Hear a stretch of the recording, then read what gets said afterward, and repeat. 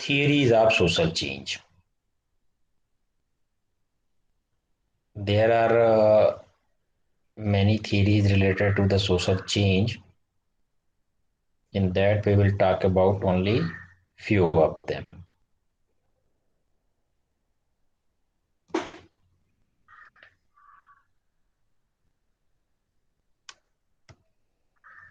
तो जो यूनिट का नाम है वो पहले से हम लोग चर्चा किए हैं, education as a social cultural change. And today we will discuss about the concept of social change and its nature and characteristics. ये पहले ही हो चुका है। तो हम लोगों को देखना है कि जो सामाजिक परिवर्तन है, इस सामाजिक परिवर्तन के कौन कौन से सिद्धांत हैं। ठीक है। कई समाजशास्त्रियों ने सामाजिक परिवर्तन को अपने अलग संदर्भों में देखा और उसके हिसाब से उन्होंने सामाजिक परिवर्तन के कुछ सिद्धांत प्रस्तावित किए हैं, जिसमें दो तरह के धड़े हैं।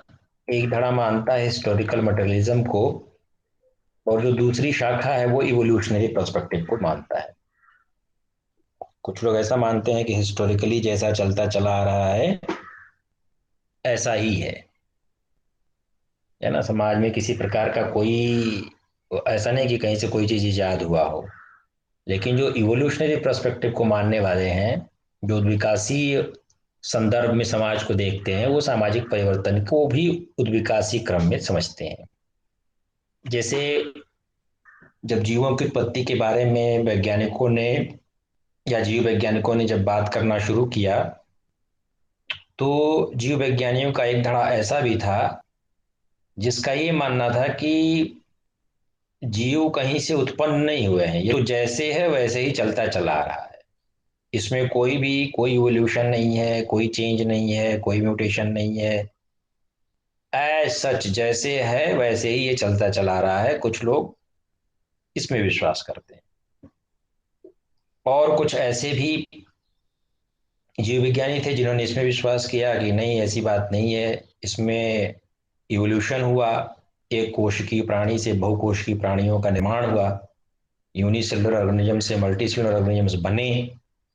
तो वो इवोल्यूशन की थ्योरी को मानने वाले हैं। ऐसे ही सामाजिक परिवर्तन के भी दो धड़े हैं, दो शाखाएं हैं इनको मानने वाले। इसमें कुछ सिद्धांत हैं जिनको आप सामाजिक परिवर्तन के सिद्धांत के नाम से जानते हैं, या थ्योरीज ऑफ सोशल चेंज। एक सिद्धांत है जो इवोल्यूशनरी पर्सपेक्टिव में सामाजिक परिवर्तन को समझता है कि जो सामाजिक परिवर्तन भी हो रहे हैं इसमें भी एक उद्विकास की प्रक्रिया है, और सरल से जटिल की तरफ हमारे समाज में परिवर्तन होते रहते हैं। और जो आज का समाज है वो उद्विकास का परिणाम है। दूसरी शाखा है जो सामाजिक परिवर्तन को एक चक्रीय संदर्भ में देखता है, कि यहां पर एक चक्र चलता रहता है, जहां से जो शुरू होगा फिर वहीं पे आकर के फिर से नए सिरे से उसमें परिवर्तन होगा, और यह चक्र लगातार चलता रहता है। एक धुरी है, एक केंद्र बिंदु है, जिस केंद्र बिंदु के इर्द गिर्द सारे परिवर्तन होते रहते हैं, ऐसा मानना है चक्रीय संदर्भ के मानने वाले समाजशास्त्री। एक तीसरी शाखा भी है जो समाज को केवल संरचनात्मक इकाई नहीं मानती, वह समाज में होने वाले परिवर्तनों को संरचनात्मक और प्रकारात्मक संदर्भ में देखती है। अर्थात जो समाज के विभिन्न इकाइयां हैं, वो इकाइयां आपस में कार्य करती हैं, और उनकी कार्य की वजह से, उनके प्रकार की वजह से वो सब आपस में एक दूसरे के साथ संबंधित है, इंटीग्रेट हैं। और उस तरह से यदि उनके फंक्शंस बदलते हैं तो सामाजिक परिवर्तन होना असंभव ही हो जाता है। तो ये जो शाखा है वो सामाजिक परिवर्तन के संरचनात्मक और प्रकारात्मक संदर्भ में देखता है। एक और शाखा है जो संघर्ष के सिद्धांत में विश्वास करता है, और उस थ्योरी को आप कॉन्फ्लिक्ट, वो पूरे सामाजिक परिवर्तन की प्रक्रिया को कॉन्फ्लिक्ट के पर्सपेक्टिव में देखते हैं। उनका मानना है कि समाज में कॉन्फ्लिक्ट है, संघर्ष है, और इस संघर्ष की ही वजह से यह समाज बना हुआ है, और जैसे जैसे संघर्ष होता रहता है वैसे वैसे सामाजिक परिवर्तन होता रहता है, अर्थात आंदोलन होते रहते हैं। इस प्रकार का मानना कॉन्फ्लिक्ट पर्सपेक्टिव में समाजशास्त्रियों का एक शाखा है। क्या है इवोल्यूशनरी पर्सपेक्टिव? जो उद्विकासी सिद्धांत है, इसको मानने वाले या इसके प्रवर्तक कह लीजिए, जो प्रमुख प्रवर्तक है वो हर्बर्ट स्पेंसर हैं। और हर्बर्ट स्पेंसर का मानना है कि जो सामाजिक परिवर्तन होता है वो धीरे धीरे सरल से जटिल की ओर कुछ निश्चित स्तरों से गुजरता हुआ जाता है। अर्थात जो चेंजेज हैं, जो सोशल चेंजेज हैं, वो social changes it is from simple to complex. वह सामान्य से जटिल की तरफ गुजरता जाता है। अर्थात पहले जो समाज था वो समाज बहुत ज्यादा सिंपल था, सरल था। फिर धीरे धीरे उस समाज में लोग बढ़े और वह समाज हमारा जटिल होता चला गया। तो वो उसको सरल से जटिल के संदर्भ में देखते हैं। उनका मानना है कि जैसे पहले सोसाइटी थी, सोसाइटी में कम लोग थे, जनसंख्या कम थी, तो बहुत सिंपल सोसाइटी थी, लोगों की आवश्यकताएं कम थी, लोगों की जो कह लीजिए उनकी जो प्रॉब्लम्स थे, प्रॉब्लम्स कम थे, उनके नीड्स कम थे, तो इसलिए वहाँ पे बहुत सिंपल सोसाइटी थी। लेकिन जैसे जैसे जनसंख्या बढ़ती गई, it may be by the immigration और इमाइग्रेशन, जैसे भी वजह से समाज में जब जनसंख्या बढ़ती गई तो वहां पे लोगों के प्रॉब्लम्स ज्यादा बढ़े, वहां पे लोगों की आवश्यकताएं ज्यादा बढ़ी, और इस वजह से सोसाइटी जो है वो ज्यादा कॉम्प्लेक्स होती चली गई। तो उस हिसाब से परिवर्तन भी समाज में इस हिसाब से होता चला गया। वो इसके कई एग्जाम्पल सुझाते हैं। वो कहते हैं कि पहले बार्टर सिस्टम था, है ना, जिसमें अदला बदली, अभी भी कहीं कहीं अगर आप गांव में देखिए तो बहुत सी जगहों पे आपको अदला बदली का मिलेगा। किसी के घर में बहुत ज्यादा गेहूं हो रहा है तो वो गेहूं उनको दे देगा, बदले में उनसे आलू ले लेगा। या आप अभी भी देखिए तो भी गांव में कुछ जो ये फेरी वाले होते हैं वो जाते हैं और अपने बर्तन वर्तन लेकर के जाते हैं, बर्तन के बदले में वो अनाज या कपड़े, इस तरह की चीजें। मतलब ये अदला बदली का सिद्धांत जो है वो, जो सिंपल सोसाइटी थी वहां पे चूंकि किसी प्रकार की मुद्रा का इजाद नहीं हुआ था, मुद्रा नहीं आई थी, तो वो काम शुरू करते थे अदला बदली के हिसाब से। उस समय बहुत सिंपल सोसाइटी थी, लोगों के सामान की आवश्यकता थी, उनकी सामान की आवश्यकता वो पूर्ण करते थे, उनके सामान की आवश्यकता वो पूर्ण करते थे, और इस तरह से सोसाइटी उनकी चलती रहती। अर्थात जो समाज में परिवर्तन था वह सिंपल से कॉम्प्लेक्स की तरफ बढ़ा। हाँ बिल्कुल, वस्तु विनिमय प्रणाली, जिसको आप बारबेड सिस्टम कहते हैं। तो ये एक, मतलब ये शुरुआती दौर में ये बहुत, ये तभी संभव था जब वहां पर जनसंख्या बहुत कम थी। धीरे धीरे जनसंख्या आपकी बढ़ी, लोगों की नीड्स बढ़े, अब उनकी और बाकी सारे सामानों के लिए मुद्रा आ गई, और मुद्रा आने के बाद हर चीज को आप पैसे में तौलने लगे, पैसे रुपए में आप चीजों को खरीदने फिर शुरू किए। तो वहां पर जो अर्थव्यवस्था, जो बार्टर सिस्टम था, वो धीरे धीरे मुद्रा प्रणाली की वजह से पैसे रुपए में लेन देन होना शुरू हुआ। और आज देखिए आप, पूरी अर्थव्यवस्था जो है वो अंतर्राष्ट्रीय व्यापार तक जो है वो आज यूनिवर्सली अमेरिकन डॉलर सबसे ज्यादा एक्सेप्टेबल मुद्रा के रूप में हमारे समक्ष है। उसी तरह से आप कह सकते हैं ट्रांसपोर्टेशन में भी आपको परिवर्तन दिखिएगा। पहले लोगों को बहुत कम दूरी तक जाना था, पैदल पैदल चले जाते थे। हमारे जो बाबा थे, जो हमारे दादा, वो बताते थे कि वो लोग, जो पास का मार्केट था वहां से 9 किलोमीटर था, तो वो लोग सुबह चले जाते थे और दोपहर तक पैदल पैदल वहां पहुंच जाते थे। कोई वहां पे ना रोड उस तरह के इजाद हुआ, न तो रोड इतनी अच्छी बनी थी। फिर धीरे धीरे बैलगाड़ी बना, है ना। जो रिमोट एरिया में थे वो वहां पे भी अभी ट्रांसपोर्टेशन की उतनी अच्छी सुविधाएं नहीं थी। तो आप ये देख सकते हैं कि पहले अनफूड वो अपने पैरों से जाते थे, फिर धीरे धीरे बैलगाड़ी हुआ, साइकिल हुआ, मोटरसाइकिल हुआ, कार हुआ, रेलगाड़ी हुई, आज एरोप्लेन है। और आज आप चांद पे भी जाने की कोशिश कर रहे हैं, रॉकेट के माध्यम से भी आप एक जगह से दूसरे जगह जा रहे हैं। और इवन अपने पृथ्वी को भी छोड़ करके आप दूसरे ग्रहों पे या अंतरिक्ष में अपने स्टेशन को बसाने की काम कर रहे हैं। तो ये ट्रांसपोर्टेशन सिस्टम में भी आपको परिवर्तन दिखता है। तो ये एक यातायात की प्रणाली में आपको समाज हुआ, आज तीव्र गति के साथ आप एक जगह से दूसरी जगह पहुंच सकते हैं। तो जो व्यक्ति का जीवन आज की डेट में है वो इंटरनेशनल हो गया है। पहले लोगों की आवश्यकताएं घर तक सीमित थी। आपको ये देखेंगे कि पहले जैसे हिंदू धर्म में ये था कि भाई सात समंदर पार नहीं जाना है, समुद्र को नहीं लांघना है। आपको समुद्र के इस पार है तो इसी पार रहिए, उस पार वाले उस पार रहेंगे, नहीं तो पाप पड़ेगा। है ना, इस तरह की चीजें वहां पे थी, क्योंकि व्यक्ति की जो आवश्यकताएं थी उनके घर के आसपास पूर्ण हो जाया करती थी। लेकिन आज के दौर में मनुष्य जो है वह एक इंटरनेशनल हो गया है, अंतर्राष्ट्रीय प्राणी के रूप में है। आज यहाँ, अभी 4 घंटे बाद कहीं और होगा। है ना, अभी अफगानिस्तान में कुछ लोग थे और हवाई जहाज के माध्यम से 3-4 घंटे में वो भारत आ जा रहे हैं, अगर सीधी फ्लाइट मिल गई तो इस प्रकार जो पहले समाज था बहुत ज्यादा सरल था। परंतु समाज में धीरे धीरे विकास के साथ जटिलता आती चली गई।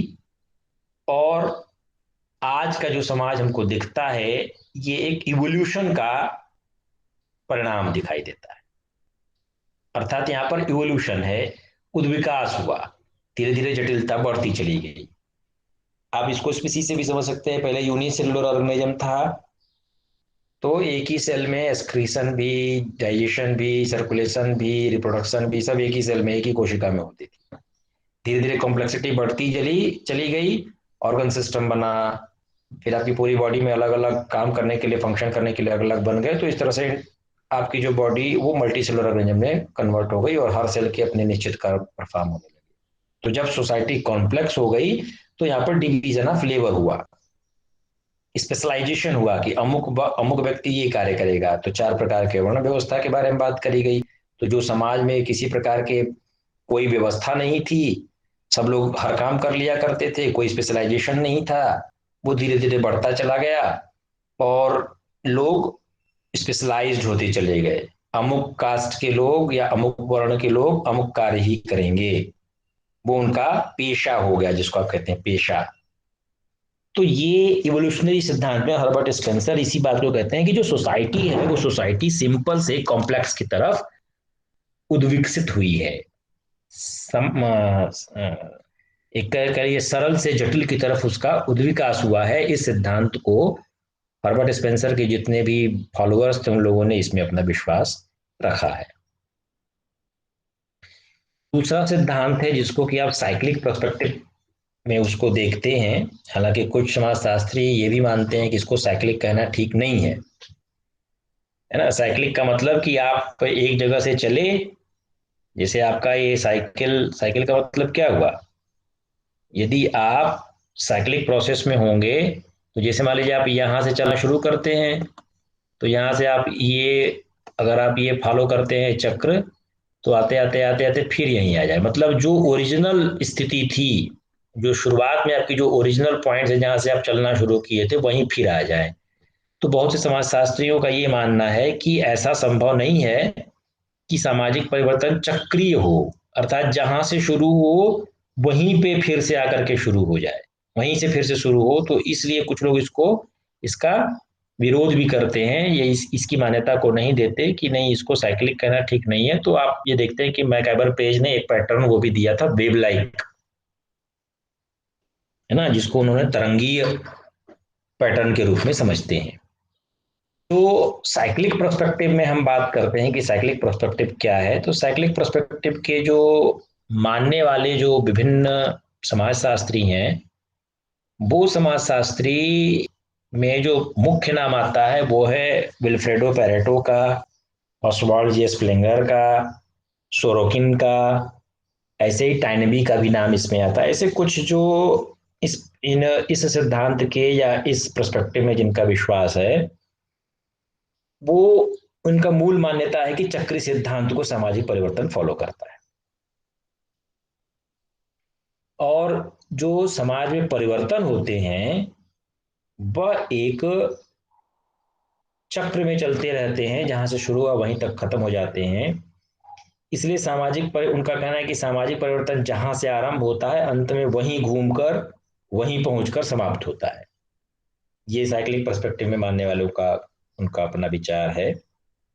उनका कहना है कि जो प्राचीन सभ्यता एवं संस्कृति जो थी हमारी, उनके स्टडी करने से पता चलता है कि जो सोशल चेंज है वह एक साइक्लिक पैटर्न को, एक चक्रीय प्रतिमान को देखता है। जैसे वो एग्जांपल देते हैं, अपर क्लास लूजेस देयर स्टेटस। वो कहते हैं कि समाज में जो परिवर्तन हुए कैसे हुए। मान लीजिए अगर तीन प्रकार के अगर आप बनाएं, यदि मान लीजिए सोशल, अगर हम क्लास सिस्टम के बारे में यदि आप देखते हैं तो क्लास सिस्टम में उनका कहना है कि यदि तीन हैं, मान लीजिए उन्होंने कहा अपर क्लास, मिडिल क्लास और लोअर क्लास, ये तीन वर्ग अगर हैं तो वो ये कहते हैं कि जो अपर क्लास है लूजेस देयर स्टेटस, जो अपर क्लास है वो अपने मार्ग से पथभ्रष्ट हो जाते हैं, है ना। ये जो अपर क्लास है, जो सोसाइटी में जिनकी मान प्रतिष्ठा है, जिनको लोग मानते हैं, जो उच्च वर्ग के लोग हैं, वो उच्च वर्ग के लोग सामाजिक संरचना में, जो सोशल स्ट्रक्चर में सबसे टॉप पे होते हैं, और वे कुछ ऐसा कृत्य करते हैं, कुछ ऐसी सोसाइटी में ऐसा काम करेंगे जिससे उनकी प्रतिष्ठा गिर जाएगी, और उस प्रतिष्ठा की गिरने की वजह से वो हो सकता है कि एकदम लोअर कास्ट में आ जाए, लोअर क्लास में आ जाए, उनकी प्रतिष्ठा गिर गई। जैसे कोई, वो कहते हैं कि मान लीजिए किसी के घर में बहुत ज्यादा प्रतिष्ठित लोग हैं, धीरे धीरे वो प्रतिष्ठा, धीरे धीरे उनके जो, वो लोग भ्रष्टाचार करने लगे, लूटपाट करने लगे, हत्या चोरी डकैती बलात्कार में सम्मिलित होने लगे, तो इस तरह की वजह से उन्होंने अपनी जो प्रतिष्ठा थी उस प्रतिष्ठा को वो खो दिए, और प्रतिष्ठा के खोने की वजह से वो लोअर क्लास में सम्मिलित हो गए। अब इस चक्री प्रक्रम को मानने वालों का है कि अब यहां से क्या हुआ कि जो लोअर क्लास के लोग थे वो इस गैप को फुलफिल करने के लिए अपनी प्रतिष्ठा को, अपनी मान मर्यादा को और बढ़ाया, और बढ़ाने की वजह से वो अपर क्लास में सम्मिलित हो गए। अब यहाँ पे कास्ट कहना ठीक नहीं है, इसलिए क्लास हमने शब्द यहाँ पर यूज किया, वर्ग बना, और ये कुछ ऐसे कार्य किए जिसकी वजह से सोसाइटी में इनकी मान प्रतिष्ठा बढ़ी, और मान प्रतिष्ठा बढ़ने की वजह से ये लोअर क्लास से उठते उठते अपर क्लास में पहुंच गए। तो जो ये जगह खाली हुई थी अपर क्लास के जो बदभ्रष्ट होने से या इनका जो स्टेटस गिर जाने की वजह से, उसको फुलफिल करने के लिए लोअर क्लास यहाँ पर आया। फिर इनका मानना है कि ये लोअर क्लास अपर क्लास में पहुंच गया तो इसमें फिर कुछ ये अपने मान पर प्रतिष्ठा को खो देंगे, फिर ये लोअर क्लास में आ जाएंगे, तो ये मान लीजिए मिडिल क्लास में फिर लोअर क्लास में आते रहेंगे, तो ये एक चक्र चलता रहेगा। तो upper class loses their status and lower class gains upper status to fulfil the space. और जो लोअर क्लास वाले हैं वो अपनी प्रतिष्ठा को बनाते हैं ना, वो निम्न वर्ग के जो लोग हैं वो उस खाली जगह को भरने के लिए निम्न वर्ग में जो बहुत ज्यादा बुद्धिमान लोग हैं, जो कुशल है, जिनके पास स्किल है, किसी प्रकार की चरित्रवान है, या जो योग्य लोग हैं, वो उस अपर क्लास में जाकर के उच्च वर्ग में अपने को स्थापित करते हैं। और इस तरह से ये पूरी चक्र, ये जो पूरी जो सिस्टम है, ये जो चक्र है वो चक्र चलता रहता है। एक एग्जाम्पल वो देते हैं। अब इसमें एग्जाम्पल में आप कह सकते हैं जैसे ही पोक्स ऑफ हिंदू मैथोलॉजी में है, हम कहते हैं कि जो हिंदू धर्म में कहा जाता है कि जो चार युग आएंगे, है ना, अभी कहते हैं कि अभी कलयुग चल रहा है, घोर कलयुग है। अरे वो तो उनकी हत्या कर रहे हैं, घोर कलयुग का जमाना आ गया है। तो ये चार प्रकार के जो युग हैं, जिनको आप सतयुग, त्रेता, द्वापर, कलयुग की जो श्रेणी में बांटते हैं, और फिर ये कहते हैं कि वो पंडित जी जब आपका संकल्प छुड़ाएंगे ना तो बोलेंगे रेवाखंडे आर्यावर्ते कलयुगे प्रथम चरणे, अभी कलयुग का प्रथम चरण चल रहा है, ऐसे इसके चार चरण हैं। तो जब घोर कलयुग चौथे चरण में पहुंचेगा तो चौथे चरण के बाद फिर से सतयुग का वापसी होगा। तो ये इस तरह से जो इपोक्स, ये आप कह लीजिए कि ये जो चार युगों की जो बात हमारे हिंदू माइथोलॉजी में है, ये एक चक्र को बताता है। और सारे युगों के अपने अलग अलग कैरेक्टरिस्टिक्स हैं, है ना। जैसे सतयुग में सब लोग सत्य बोलेंगे, सब लोगों का अच्छा एकदम व्यवस्था होगी, किसी को किसी प्रकार का दुख नहीं होगा। ये जो कल्पनाएं की गई हैं ना, ये कल्पना ही कह सकते हैं आप। अब हम लोगों में से तो किसी ने सतयुग को, द्वापर को, त्रेता को देखा नहीं है। अब कलयुग की बातें हो रही हैं और पता नहीं प्रथम चरण में है तो दूसरे तीसरे चौथे चरण में क्या होगा, किसी को नहीं मालूम। लेकिन ये जो कल्पना है, ये कल्पना आपके, और हर युग के अपने अलग अलग करेक्टरिस्टिक्स भी हैं, उनके अपने अलग अलग विशेषताएं भी हैं। उन विशेषताओं के आधार पर आप बताते हैं कि इस प्रकार के इस युग में इस तरह का होगा, इस युग में इस तरह का होगा, इस युग में इस तरह का होगा। तो वो सामाजिक व्यवस्था एक तरह से उस समय की सामाजिक व्यवस्था क्या होगी, सतयुग में कैसी होगी, त्रेता में सामाजिक व्यवस्था कैसी होगी, द्वापर में सामाजिक व्यवस्था कैसी होगी, कलयुग में सामाजिक व्यवस्था कैसी है, और ये परिवर्तन किस प्रकार से होगा। ये एक पूरा चक्र चलता रहेगा, जिस चक्र को आप साइक्लिक पर्सपेक्टिव में समझ सकते हैं। तो एक अच्छा एग्जाम्पल है आपके समक्ष। तो हिंदू धर्म में जो विभिन्न युगों की जो चर्चा की गई है, वो चक्रीय ढंग को या चक्रीय प्रक्रिया को वह मानता है।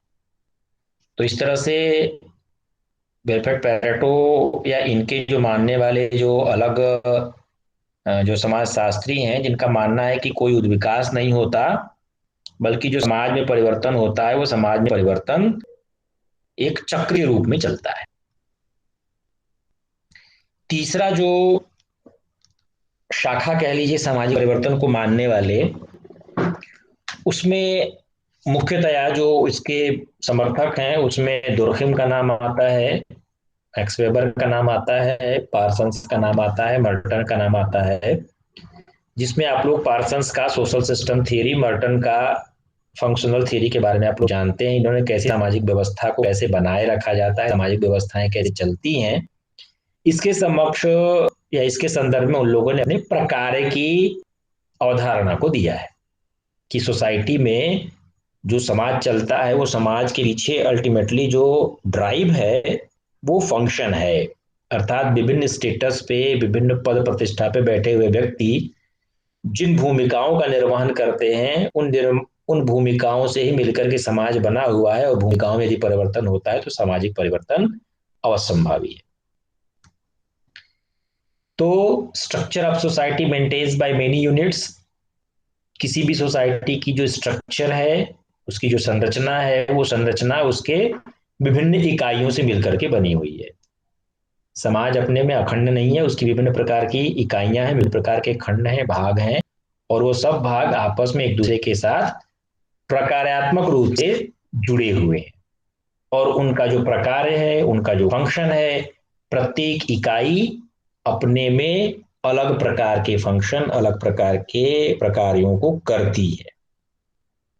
ठीक है, हमें एडिबल आवाज आ रही है आप लोगों को? Yes yes sir. सर। हाँ। तो जो प्रत्येक यूनिट्स हैं किसी भी सोसाइटी के, समाज की जो विभिन्न इकाइयां हैं, वो सारी इकाइयां आपस में एक दूसरे के साथ जुड़ी हुई हैं। और इस जुड़ने की वजह से उनके जो प्रकार हैं, वो प्रकार भी आपस में एक दूसरे के साथ इस प्रकार से जुड़े हुए हैं कि उस सामाजिक संरचना को वो मेंटेन किए रहे, बनाए रखे। और आपको पता है इंटीग्रेशन सोशल सिस्टम थियरी का जिसको पार्सन ने दिया था, वो कहते हैं कि इंटीग्रेशन, सारी यूनिट्स में आपस में इंटीग्रेशन बहुत जरूरी है। वो तो ठीक है, गोल अटेनमेंट भी है, लेटेंसी भी है, एडेप्टेशन भी, इंटीग्रेशन भी है, लेकिन सारी इकाइयां आपस में मिलजुल करके ही काम करती हैं। और ये जो विभिन्न फंक्शनल यूनिट्स के बीच जो रिलेशनशिप वो स्थापित करती हैं, एक इकाई में सबके अपने अलग अलग कार्य होंगे, और उन कार्यों की वजह से उनके बीच आपस में एक अलग संबंध होगा, और उस संबंध की वजह से वो सोसाइटी में जुड़े हुए हैं, और इस सोसाइटी की व्यवस्था को, सामाजिक व्यवस्था को वो बनाए हुए हैं। यदि वो फंक्शन करना बंद कर दें, जैसे हमने आपको एग्जांपल भी दिया था, जैसे विश्वविद्यालय का आपका सिस्टम है,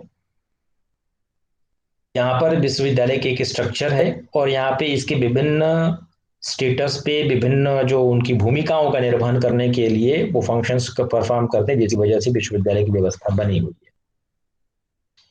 और यदि इन ये प्रकार में यदि किसी प्रकार का परिवर्तन होगा, यदि इन इकाइयों के प्रकार किसी तरह से परिवर्तित होंगे, और परिवर्तन के बहुत सारे कारक होंगे, जब सोर्सेस की चर्चा करेंगे तो वहां पे हम लोग बात करेंगे।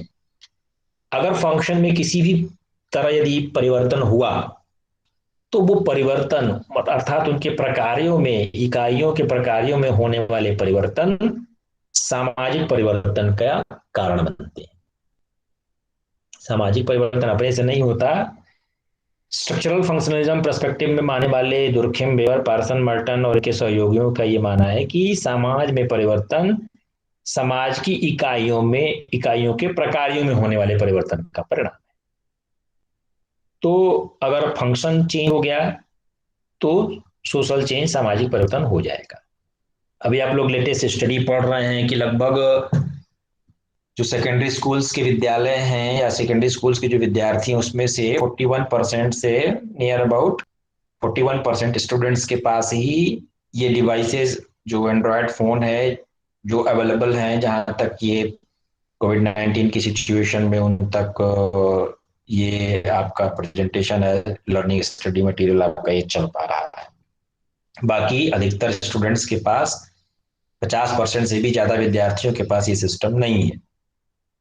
तो उस स्थिति में अब टीचर की भूमिकाएं यहाँ बदल रही हैं, है ना। हो सकता है ये परिवर्तन और परिवर्तन लेकर के आए, तो अब जो माँ बाप होंगे, चाहे ग्रामीण परिवेश के हों या शहरी परिवेश के हों, जो माँ बाप होंगे उनका पहला ध्यान यही होगा कि भाई अब इस कोविड की सिचुएशन में पढ़ाई का एकमात्र साधन जो है वो ऑनलाइन सिस्टम यदि बना हुआ है, तो किसी भी तरीके उनको ये उपलब्ध कराया जाए। या आपके गवर्नमेंट की भी इस तरह की कोई पॉलिसी होगी कि पहले हम शिक्षा को अगर चलाना है इन विपरीत परिस्थितियों में, तो हम हर विद्यार्थी तक इन डिवाइसेस का उपलब्ध सुनिश्चित करें, इलेक्ट्रिसिटी की उपलब्धता सुनिश्चित हो, और इंटरनेट की उपलब्धता सुनिश्चित हो, तभी ये काम चल पाएगा। तो ये फंक्शन अब बदल रहा है ना। इस सामाजिक परिवर्तन में, जहां पर हम एजुकेशन के अगर सिस्टम को या एजुकेशन में सामाजिक परिवर्तन के लिए आप बात करें, तो यहाँ पर विद्यार्थियों की भूमिकाएं भी चेंज होंगी। विद्यार्थियों को भी ऑनलाइन सिस्टम में कैसे लिंक से जुड़ना है, कैसे म्यूट करना है, कैसे प्रेजेंटेशन करना है, ये सारी चीजें उनको भी सीखना होगा। और टीचर को तो ऑब्वियसली है, सीखना ही पड़ेगा। और कहीं ना कहीं इस चीज के लिए उन बच्चों के मम्मी पापा को भी सीखना होगा।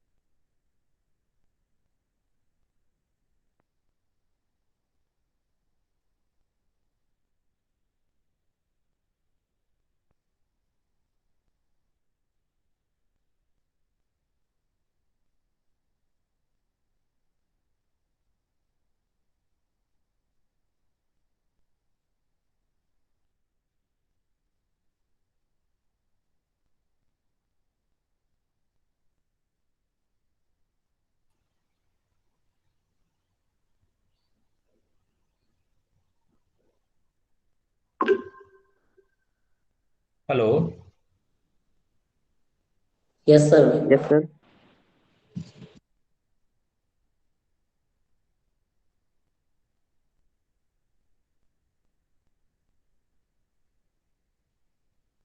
हेलो। यस सर, सुन पा रहे हैं यस आप? सर। यस सर, आवाज आ रही है। अभी डिस्कनेक्ट हो गया था क्या? Yes sir. Yes sir.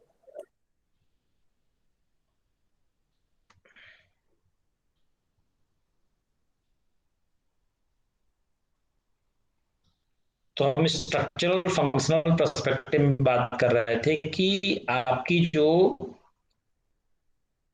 Functions यदि चेंज होंगे, अर्थात मैंने आपसे चर्चा किया कि आने वाले समय में टीचर्स की भी व्यवस्थाएं या टीचर्स के भी फंक्शंस बदलेंगे।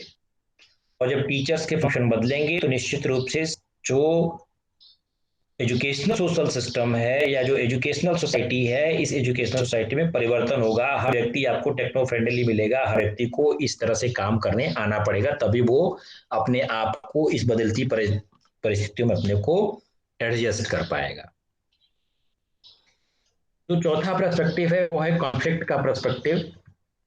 इसके मानने वालों में मुख्य जो नाम आते हैं वो कार्ल मार्क्स का, लेविस कोजर का और राल्फ डेरेनड्रॉफ का नाम आता है। ये लोग इसके मानने हैं, ये लोग इसको मानने वाले समाजशास्त्री हैं और वे द्वंद्व के सिद्धांत को मानते हैं। इनका ये मानना है कि समाज में द्वंद्व होता है, संघर्ष होता है। आवाज आ रही है? Yes sir. Hello. Yes sir. Yes sir. हाँ, तो ये जो संघर्ष है, संघर्ष और द्वंद्व का ही परिणाम है ना। आप लोग कार्ल मार्क्स के कॉन्फ्लिक्ट की थियरी को अगर थोड़ा बहुत पढ़े हो सोशियोलॉजी में, आप लोग जो लोग जानते होंगे, तो यह इस मान्यता पर आधारित है कि समाज में होने वाले परिवर्तनों का जो प्रमुख आधार है वो समाज में उपस्थित परस्पर दो विरोधी तत्वों या शक्तियों के बीच होने वाला संघर्ष है। वो ये कहते हैं कि समाज में दो विरोधी तत्व हैं। एक सोसाइटी को कंस्ट्रक्ट करने का काम करता है और साथ ही साथ दूसरे लोग भी हैं या दूसरा भी ऐसा एलिमेंट है जो सोसाइटी को डिस्ट्रक्ट करने का कार्य करेगा। कोई भी ऐसी सोसाइटी नहीं होगी जिस सोसाइटी में इन दो प्रकार के अपोजिट न हो, मतलब दो प्रकार के अपोजिट एलिमेंट्स न हो। और सोसाइटी, उनका ये भी कहना है कि society does not function smoothly like evolution. वो ये नहीं मानते कि एकदम बिना किसी संघर्ष के, बिना किसी द्वंद्व के वो इस तरह से उनका इवोल्यूशन होता चला गया कि सब कुछ एकदम सब कुछ बढ़िया बढ़िया होता चला गया और इवॉल्व होते चले गए। कार्ल मार्क्स और उनके जो समर्थक हैं वो इस बात को खारिज करते हैं। वो कहते हैं कि सब कुछ स्मूथ या बिना किसी बाधा के, बिना किसी गतिरोध के सारा कुछ इवॉल्व होता चला गया सिस्टम, ऐसी बात नहीं है। वो कहते हैं कि हर सोसाइटी में कॉन्फ्लिक्ट है, द्वंद्व है, दो अपोजिट पावर्स हैं, दो ऐसी शक्तियां हैं जो परस्पर ध्रुव विरोधी हैं एक दूसरे की। और इन्हीं परस्पर विरोधी शक्तियों के बीच, जिससे वो एग्जाम्पल देते हैं सर्वहारा समाज और बार्बेरियन समाज बुर्जुआ। का। हाँ, बुर्जुआ और सर्वहारा समाज का वो एग्जाम्पल देते हैं कि ये दोनों दोनों के अपने अपने एम्स हैं, दोनों की अपनी अपनी आवश्यकताएं हैं और वो उसी की आवश्यक, एक उसको पैसा नहीं देना चाहेगा, दूसरा पैसा लेना चाहेगा, है ना। जैसे वो कहते हैं कि औद्योगिकरण हुआ तो जो उद्योग चलाने वाले जो औद्योगिक इकाइयां हैं उसके जो सीईओ हैं वो सारे जो बैठे हुए हैं वो ये चाहेंगे कि हम कितना मजदूरों का शोषण कर लें, 8 घंटे की जगह उनसे 10 घंटे 12 घंटे काम करा लें और उनको पैसा न दें, उनके श्रम का शोषण कर लें। और जो श्रम, इसी का परिणाम हुआ कि श्रम संगठन के आए, श्रम के नियम आए। और जो दूसरा ध्रुव है वो ये कहेगा कि भाई हमको कम से कम काम करना पड़े या हम जितना काम कर रहे हैं उतना हमको भुगतान हो। तो ये दोनों कॉन्फ्लिक्ट की स्थितियां हैं। ये दो परस्पर ध्रुव विरोधी शक्तियां हैं जो दोनों शक्तियां आपस में एक दूसरे के साथ संघर्ष करती रहती हैं। और ऐसी बात नहीं है कि जो इवोल्यूशन बिना किसी गतिरोध के, बिना किसी बाधा के ऐसे ही जैसे जैसे विकसित होता चला गया, ये कोई बात नहीं है। वो उसको खारिज करते हैं। तो इसी का जो जो विरोधी प्रतिक्रिया होती है, जो संघर्ष होता है, इसी संघर्ष की वजह से ही, इसका परिणाम ये है कि इसी संघर्ष की वजह से, इसी द्वंद्व की वजह से सामाजिक परिवर्तन हो रहा है। समाज में परिवर्तन होगा। वो एग्जाम्पल देते हैं, बुर्जुआ समाज है, सर्वहारा समाज है, दोनों में कॉन्फ्लिक्ट होता है। तब फिर बीच का एक रास्ता निकला, श्रम कानून आए, नियम बनाया गया कि 8 घंटे से ज्यादा कोई काम नहीं करेगा, अगर आपकी कंपनी को ज्यादा मुनाफा होता है तो आप उनको बोनस देंगे, है ना। एक उनके लिए स्वास्थ्य की व्यवस्था, चिकित्सा की व्यवस्था, और विद्यालय उनके बच्चों के लिए, मतलब उनके वेलफेयर की भी बहुत सारी चीजें श्रम कानून में चीजों को इंक्लूड किया गया। तो ये परिणाम था, ये सामाजिक परिवर्तन हुआ। कोई चाहता था कि हम खूब से ज्यादा ज्यादा काम करा लें, पैसे कम दें,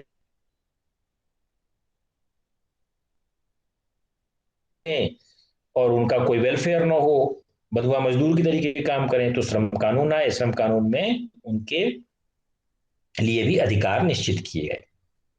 तो इसमें जो आप ये समझ लीजिए कि जो इस ध्रुव में मानने वाले जो कॉन्फ्लिक्ट थ्योरी में विश्वास करते हैं, उनका ये कहना है कि शांतिपूर्ण ढंग से तो कुछ नहीं हो सकता। और ऐसी भी बात नहीं है, क्योंकि समाज में बिना क्रांति के कोई परिवर्तन संभव नहीं है। हर सोसाइटी में एग्जाम्पल भी देते हैं, फ्रांस की क्रांति, रूस की क्रांति, है ना। ऐसे बहुत, आप अपने भारतवर्ष की भी देख लीजिए, कितने लोग मरे कटे, अंग्रेजों का विरोध किए, तब जाकर के ये कॉन्फ्लिक्ट, ये संघर्ष की वजह से ही हमको मिली। तो और उनका ये भी मानना था कि जब क्रांति होगी, जब किसी प्रकार का संघर्ष होगा, द्वंद्व होगा, तो उसमें असहनीय पीड़ा होगी, बहुत दर्द होगा, बहुत। आप उन सारी चीजों को पाने के लिए वो उसका सिमिलरिटी दिखाते हैं कि जैसे किसी माँ को, किसी बेबी को जन्म देने के समय जितना दर्द होता है, उसी तरह का दर्द आपका समाज भी झेलता है ना। पता नहीं कितने लोगों के परिवार खत्म हो जाएंगे उस संघर्ष की वजह से, मार काट दिया जाएगा, हत्या हो जाएगी, किसी को खाने को नहीं मिलेगा, है ना, उनके जो मूल अधिकार है उनका हनन होगा। ऐसे बहुत सारे आपकी सोसाइटी में इस कॉन्फ्लिक्ट की वजह से, संघर्ष की वजह से बहुत सारी घटनाएं घटित होंगी, जिस घटना की जो परिणाम होगा इतना असहनीय पीड़ा देगा। लेकिन जब बच्चे का जन्म होता है तो माँ और पूरा परिवार कितना खुश होता है ना। जैसे प्रसव पीड़ा को सहन किए बिना किसी भी संतान का जन्म नहीं हो सकता, माँ को वो पीड़ा सहनी ही पड़ेगी।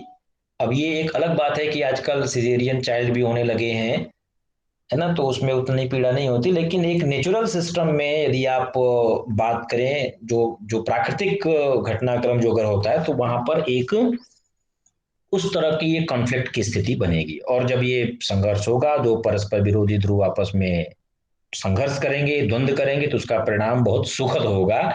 ये बात कार्ल मार्क्स के भी सिद्धांत में आप देखते हैं, वहां पर वो चीजें मिलती हैं। तो ये चौथा जो सिद्धांत है वो कॉन्फ्लिक्ट थियरी को, या कॉन्फ्लिक्ट थियरी को यहाँ पर जन्म देती है। इन सारे, यदि आप देखिए तो एक नेचर के रूप में अगर बात की, सोशल चेंज का आखिर नेचर किस प्रकार का है, तो ब्राउन का एक अभिमत है कि वो जो सामाजिक परिवर्तन है और जो सांस्कृतिक परिवर्तन है, इसमें कोई वो अंतर नहीं करते हैं, है ना। ब्राउन का एक ऐसा, अगर हम नेचर की बात करें कि सामाजिक परिवर्तन की नेचर कैसी है, तो कुछ लोग ऐसे हैं जो सामाजिक परिवर्तन को सांस्कृतिक परिवर्तन से अलग करते हैं।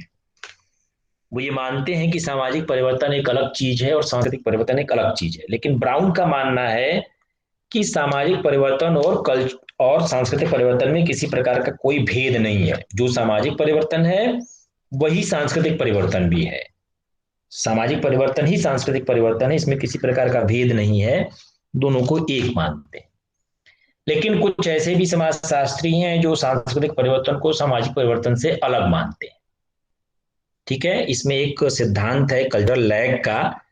जब हम बात करेंगे आपसे कल्चरल लैग की, तो वहां पे आपसे चर्चा करेंगे कि कल्चरल लैग का सिद्धांत क्या था, उसको अकबर ने दिया था, तो वहां पे हम उसकी चर्चा करेंगे। लेकिन मैं आपके समक्ष अलग अलग जो विचार हैं, ब्राउन का विचार है कि सामाजिक परिवर्तन, सांस्कृतिक परिवर्तन दोनों एक ही बात है, कोई अलग नहीं है, दोनों को आप एक तरीके से समझ सकते हैं।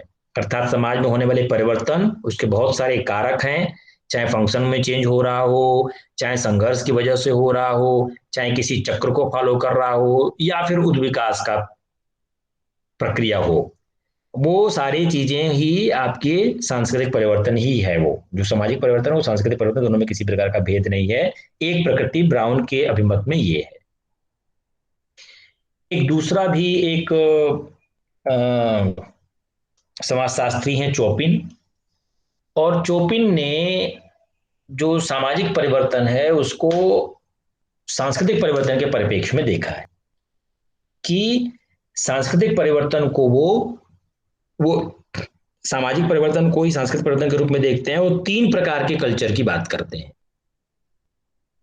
जो नेचर क्या है सामाजिक परिवर्तन का, वो सांस्कृतिक परिवर्तन से मिलता जुलता है, और वो तीन प्रकार के कल्चर की बात करते हैं।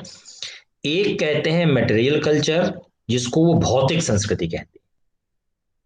दूसरा कहते हैं नॉन मटेरियल कल्चर, जिसको उनका मानना है अभौतिक संस्कृति है।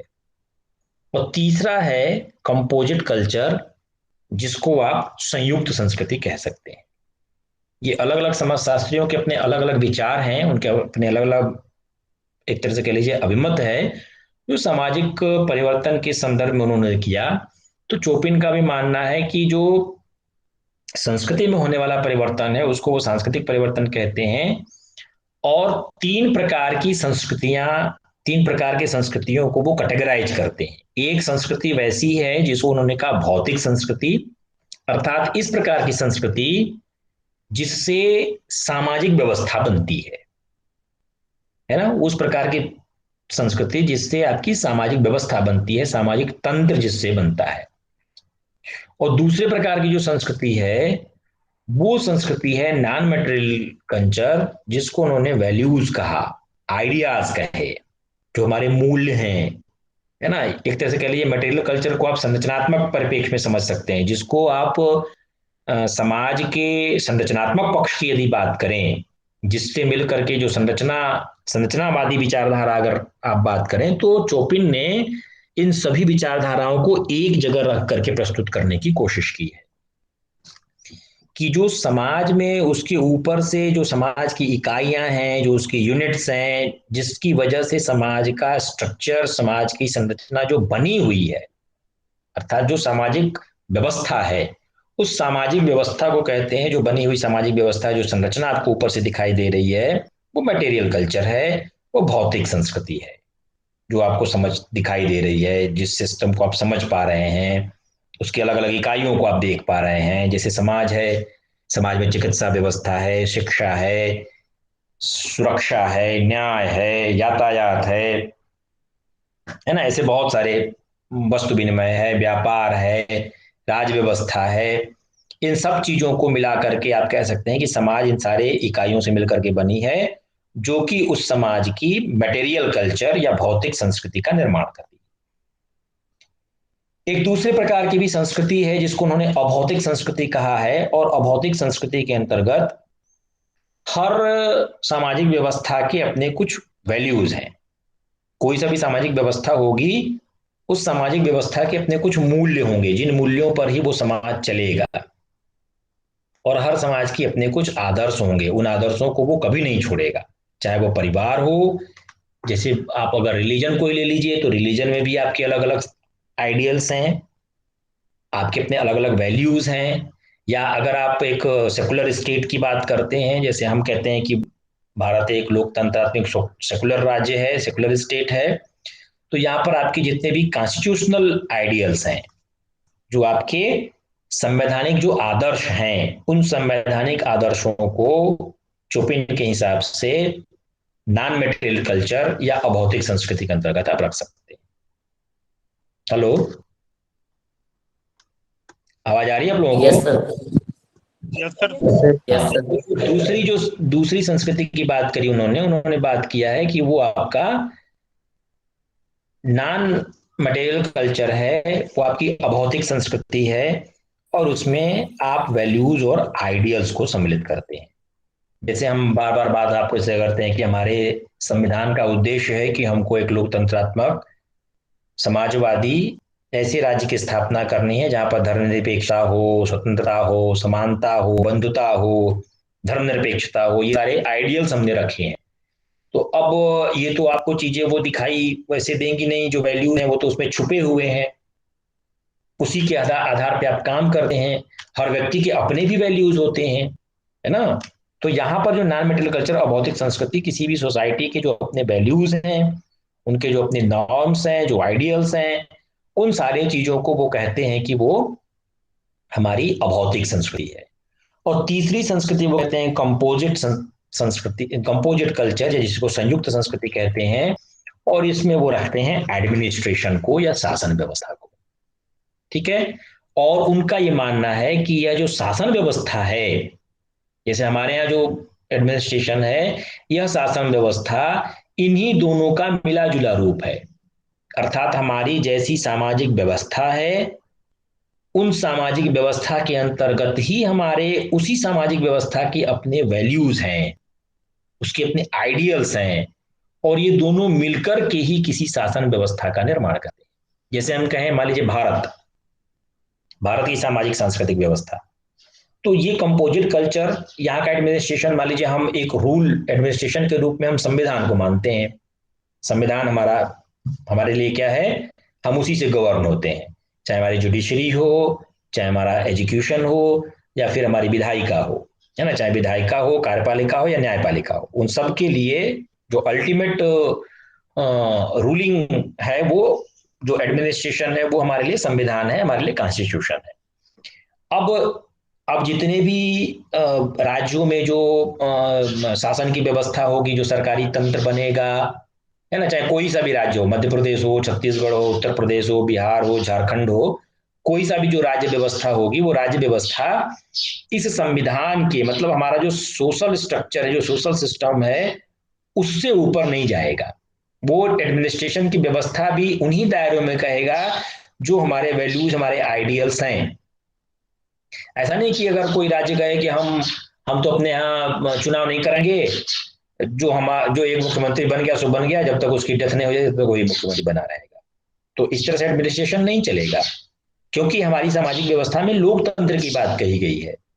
हमारे जो सामाजिक सांस्कृतिक व्यवस्था है, उसमें लोकतंत्र, डेमोक्रेसी की बात कही गई है। तो डेमोक्रेसी, हमारी सोशल सिस्टम में लोग वोट देंगे, उनको इलेक्ट करेंगे, वो चुनाव होकर चुन करके जाएगा संसद में या विधानसभा में, फिर वहां से उसको लोक दल का नेता चुना जाएगा, फिर वो प्रधानमंत्री, मुख्यमंत्री या जो भी आप कह लीजिए वो बनेगा।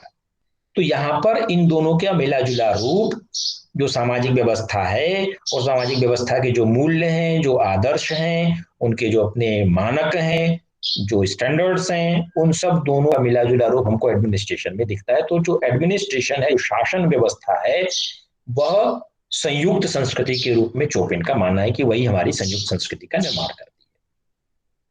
तो इस तरह से अगर नेचर की बात करें, तो जितने भी अगर आप परिभाषाएं देखिए, जो कैरेक्टरिस्टिक्स देखिए, उसके आधार पर आप सांस्कृतिक परिवर्तन की भी कुछ नेचर को या उसके कुछ प्रकृति के बारे में आप एक निर्णय ले सकते हैं। तो इस तरह से चोपिन ने भौतिक संस्कृति, अभौतिक संस्कृति और संयुक्त संस्कृति के बारे में चर्चा किया है। ठीक है, आज के लिए इतना ही। नेक्स्ट टर्न पे हम लोग सोशलाइजेशन के बारे में देखेंगे। आपकी आज के प्रेजेंटेशन संबंधित कोई प्रश्न हो तो वो हम लोग चर्चा कर सकते हैं। अभी 2-3 मिनट है।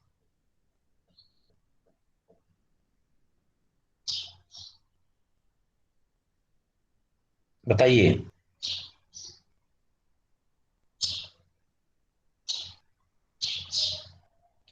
किसी का कोई प्रश्न, कोई बात यदि ऐड करना चाहता हो?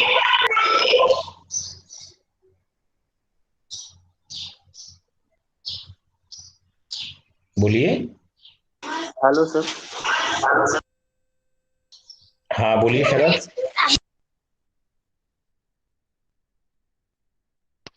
सर ये जो चॉपिंग का था मत, उसके अनुसार तो सर ये जो संस्कृति है और समाज दोनों एक दूसरे के पर्याय हुआ है।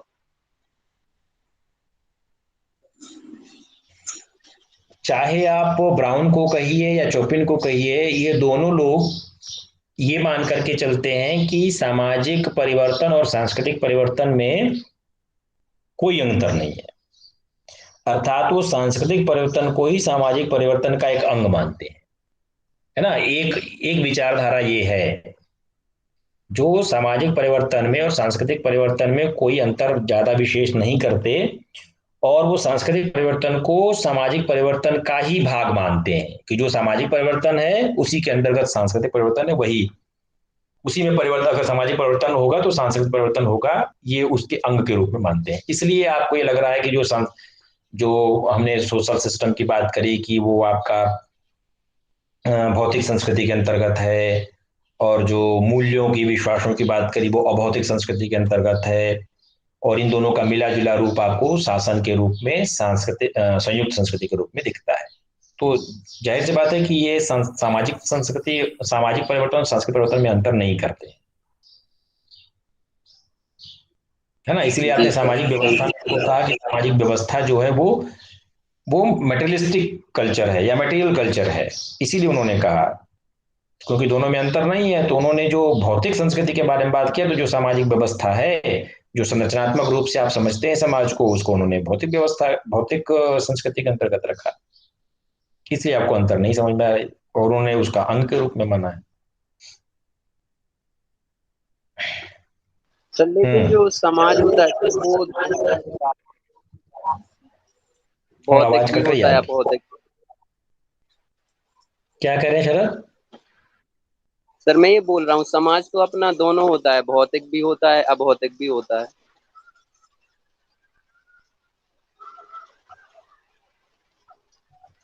हाँ, जैसे अब आप लोगों ने स्ट्रक्चरल फंक्शनल थियरी पढ़ी है, तो जब स्ट्रक्चर की बात करेंगे तो स्ट्रक्चर एक निश्चित रूप आपको दिखाई देगा, तो उस स्थिति में आप उसको कह सकते हैं कि वो, हालांकि समाज भौतिक, जब आप अभी आगमन के सिद्धांत पे जब हम लोग चर्चा करेंगे तो वहां पे डिटेल में चर्चा करेंगे कि क्या है भौतिक संस्कृति। भौतिक संस्कृति उन्होंने अच्छे से समझाया है, जो कल्चरल लैग का काम है। तो यहाँ भौतिकता का वो तो आगमन के सिद्धांत में जो भौतिक संस्कृति, वो कहते हैं कि इस प्रकार की चीजें जिसको व्यक्ति छू सकता है, जिसको देख सकता है, उन चीजों को उन्होंने कहा कि वो मेटेरियलिस्टिक कल्चर है ना। जैसे हम लोग मटेरियल की ही तो बात कहते हैं कि मटेरियल क्या है। मटेरियल वह है जिसको आप अनुभव कर सकें, उसको छू सकें, देख सकें, चख करके उसका स्वाद पता कर सकें, वो भौतिक की तरीके है। लेकिन उस रेफरेंस में नहीं, स्ट्रक्चरल रूप में आप कह सकते हैं कि भौतिक संस्कृति के अंतर्गत चोपिन ने जो सामाजिक व्यवस्था है ना, हालांकि आप समाज को देख नहीं सकते, लेकिन जो स्ट्रक्चरल रूप पे आपको ये बात समझ आ रही है कि ये चिकित्सा है, ये शिक्षा है, ये सुरक्षा है, ये न्याय है, ये यातायात है, ये अर्थतंत्र है, ये सारी चीजें आप ये एक एक स्ट्रक्चर के रूप में आप समझ रहे हैं उसके कार्यों को। तो जो स्ट्रक्चर रूप में आप उसको समझ रहे हैं, उसको उन्होंने भौतिक संस्कृति के अंतर्गत रखा है। और जिसके आधार पे वो काम करता है, उसकी जो गतिविधियां कैसे संचालित होती हैं, किन मूल्यों पे वो काम करता है, उसके किन चीजों में विश्वास है, जब इन पक्षों पे बात करेंगे, उनके नियम कायदे कानून के बारे में, तो चोपिन उसको कहते हैं कि वो नॉन मटेरियल है, वो नॉन मटेरियल कल्चर है, वो अभौतिक संस्कृति है। ठीक है। Yes sir. Yes sir. हम्म।